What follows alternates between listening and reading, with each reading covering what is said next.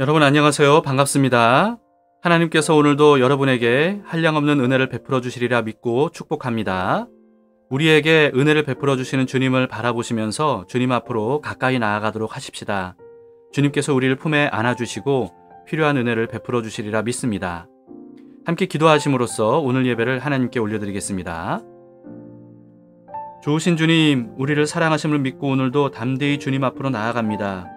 예수 그리스도의 피를 의지함으로 지성소 안으로 깊이 들어가오니 우리를 받아주시고 우리의 삶을 인도해 주시옵소서. 예수님 이름으로 기도합니다. 아멘. 함께 찬양하시겠습니다. 찬송가 298장 속죄하신 구세주를 우리 함께 기쁜 마음으로 감사하는 마음으로 찬양을 드립시다.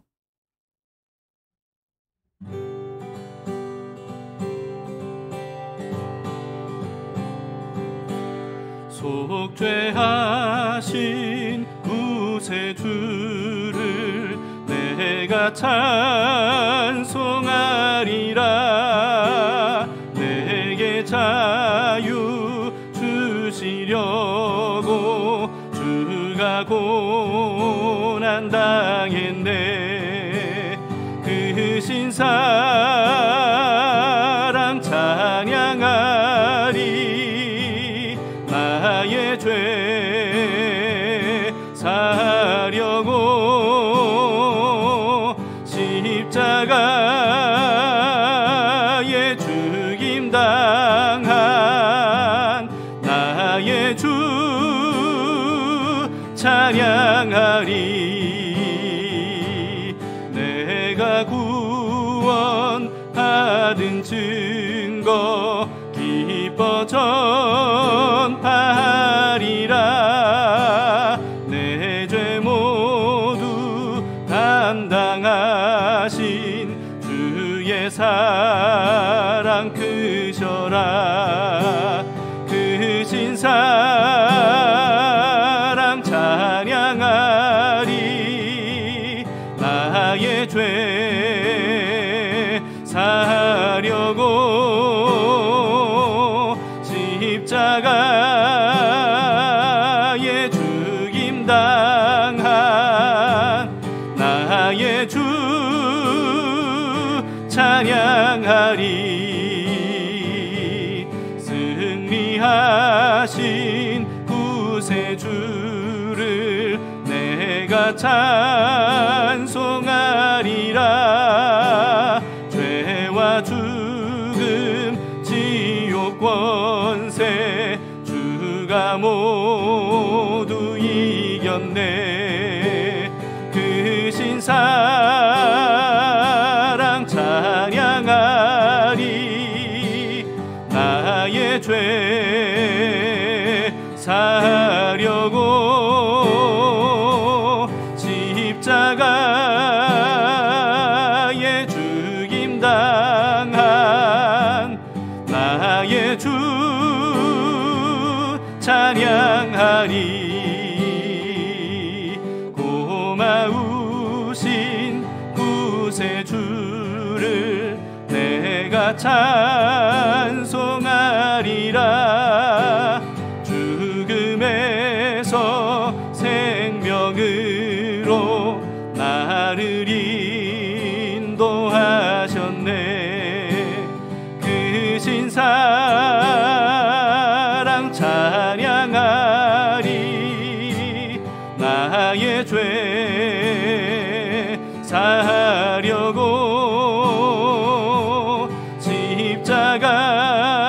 십자가에 죽임 당한 나의 주 찬양하리. 크신 사랑 찬양하리. 나의 죄 사려고 십자가에 죽임 당한 나의 주 찬양하리.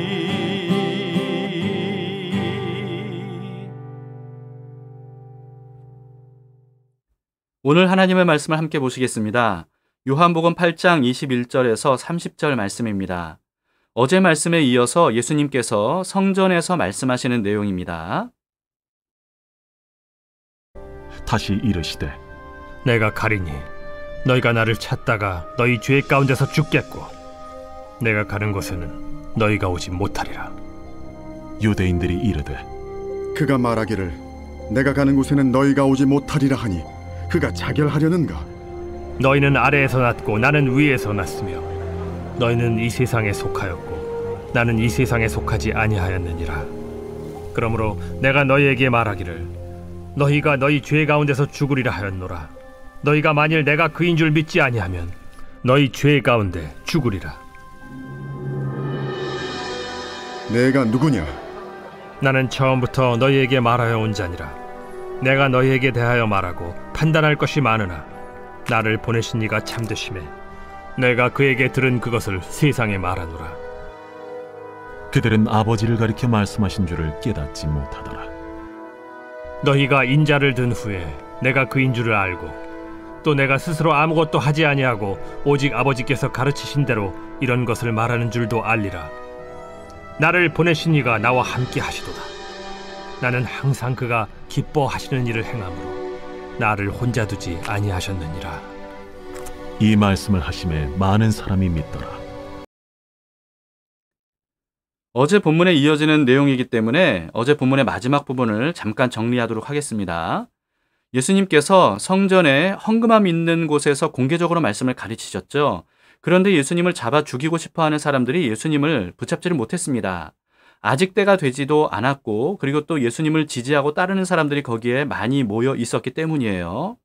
예수님을 잡아서 죽이고 싶었지만 마음대로 할 수 없었던 이 바리새인들은요, 예수님이 아버지에 대해서 말씀하시니까 아버지가 어디 있느냐 이렇게 물었습니다. 당시에는 동명이인들이 워낙 많았기 때문에 이름과 함께 아버지가 누군지를 함께 붙였다고 제가 전에 말씀을 드렸습니다.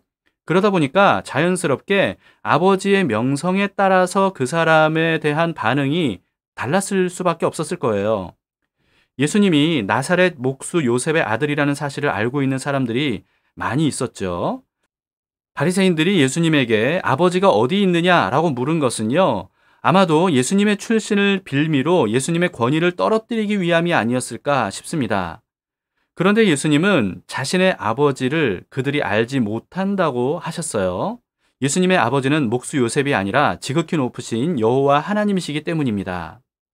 오늘 본문에서 예수님의 말씀이 이어지는데요. 21절입니다. 다시 이르시되 내가 가리니 너희가 나를 찾다가 너희 죄 가운데서 죽겠고 내가 가는 곳에는 너희가 오지 못하리라. 또다시 부활과 승천하실 것임을 암시해 주신 말씀입니다. 예수님께서 가실 하나님 나라에 그들은 오지 못할 것이고 죄 때문에 죽을 것이다 이렇게 말씀하신 거예요. 그러나 이들은요, 예수님의 말씀을 전혀 이해하지 못했습니다. 22절을 보세요. 유대인들이 이르되 그가 말하기를 내가 가는 곳에는 너희가 오지 못하리라 하니 그가 자결하려는가.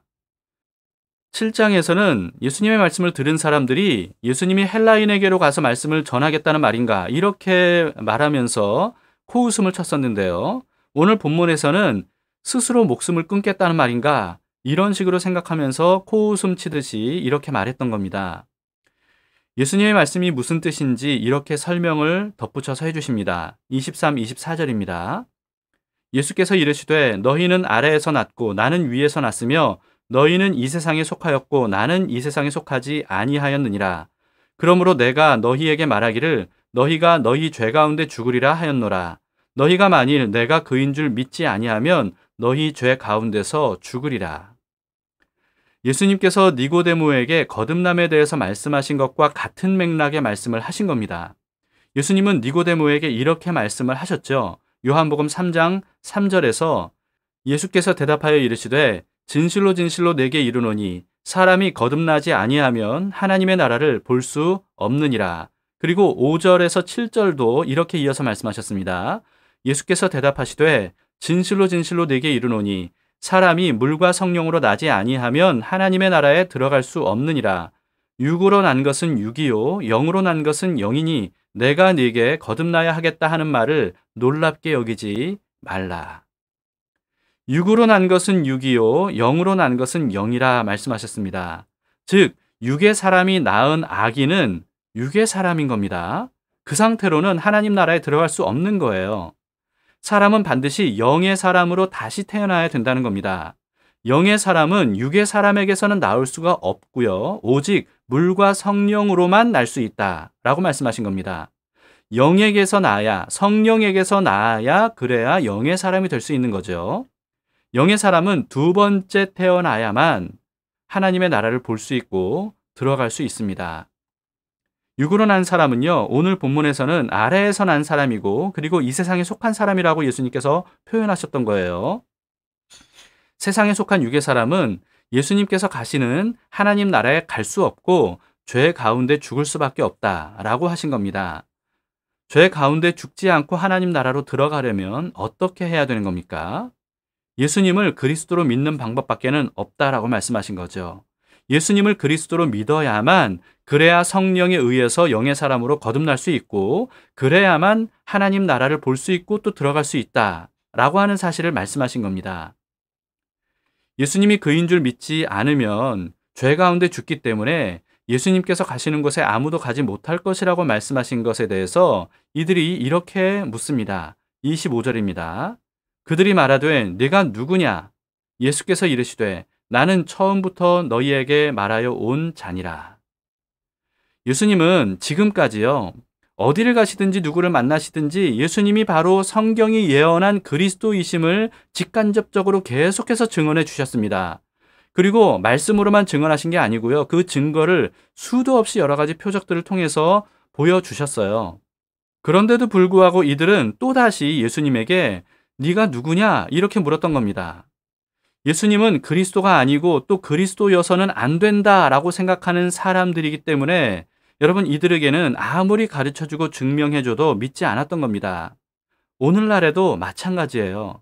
이렇게 예수님을 믿지 않으려고 하는 사람들에게는요, 아무리 가르쳐주고 증명해줘도 믿지 않습니다. 자신의 생각을 내려놓고 진실과 진리를 알고자 하는 순전한 마음을 가져야만 모든 증거들이 예수님이 그리스도이심을 증언하고 있음을 깨달을 수가 있는 겁니다.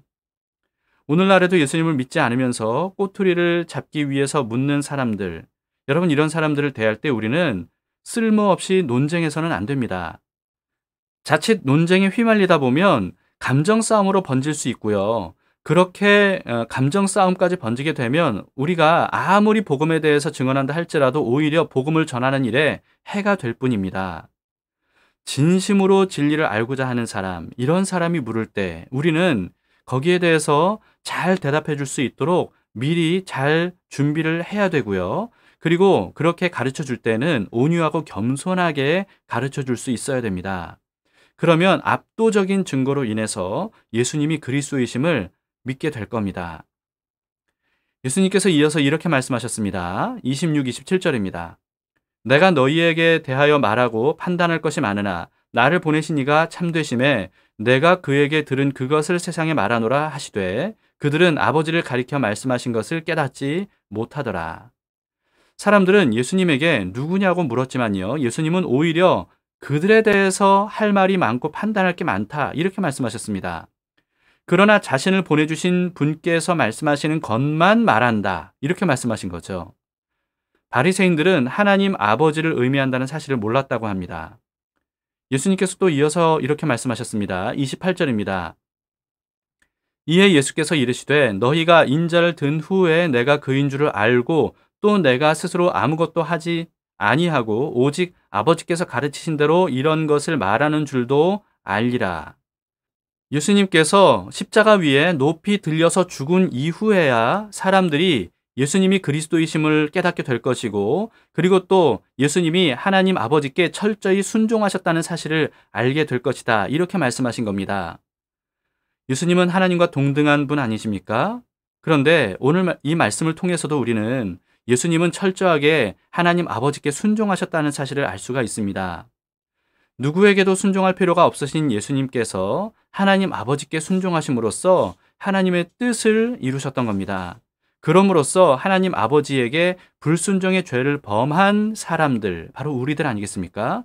우리들이 오직 예수님을 믿는 것만으로 하나님 아버지께 순종한 것으로 인정받고 구원을 얻을 수 있게 해주신 거죠. 히브리서 5장 8절에서 9절에서 이렇게 말씀하고 있습니다. 그가 아들이시면서도 받으신 고난으로 순종함을 배워서 온전하게 되셨은즉 자기에게 순종하는 모든 자에게 영원한 구원의 근원이 되시고, 우리가 하지 못했고 또 할 수도 없는 일들을 예수님께서 완벽하게 이루셨다는 겁니다. 그럼으로써 우리가 구원을 받을 수 있었다는 거예요. 여러분, 이게 얼마나 놀랍고 감사한지 모릅니다. 예수님께서 말씀하신 대로 인자가 십자가 위에 높이 든 이후에 많은 사람들이 예수님이 누군지 알고 믿음으로써 구원을 얻을 수 있었죠. 우리 역시 마찬가지입니다. 여러분, 그 은혜를 잊지 않도록 합시다.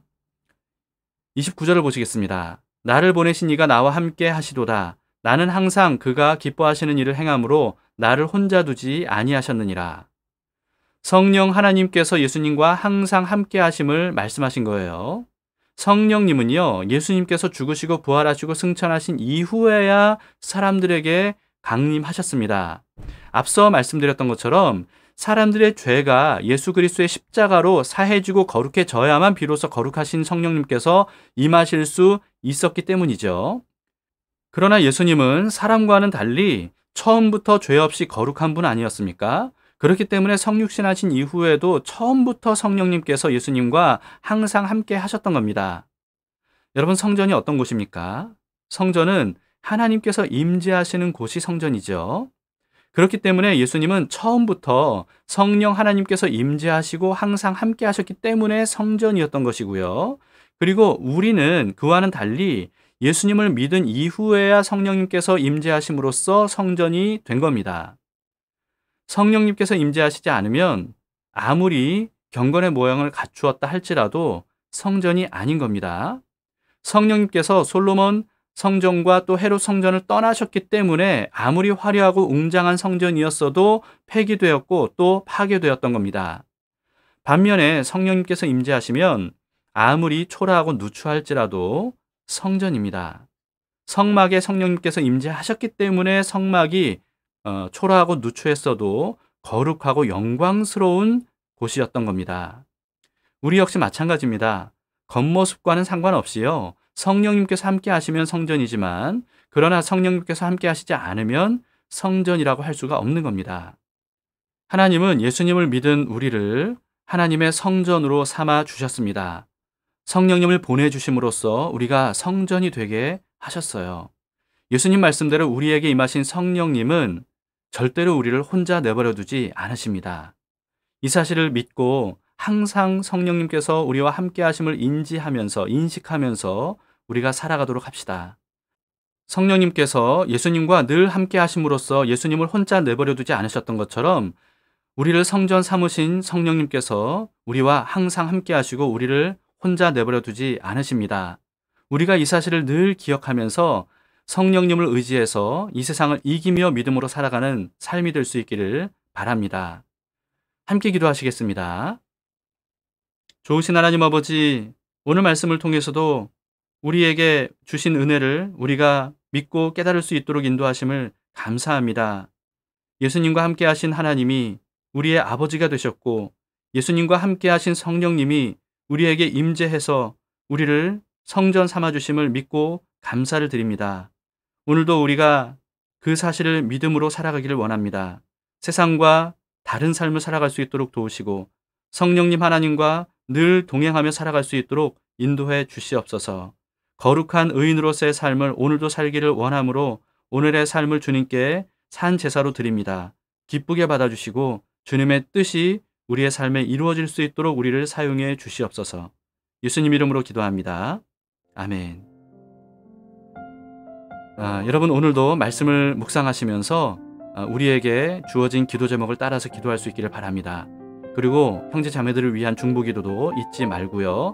나라와 민족을 위해서도 우리가 함께 기도합시다. 오늘도 임마누엘 예수님께서 우리와 항상 함께 하십니다.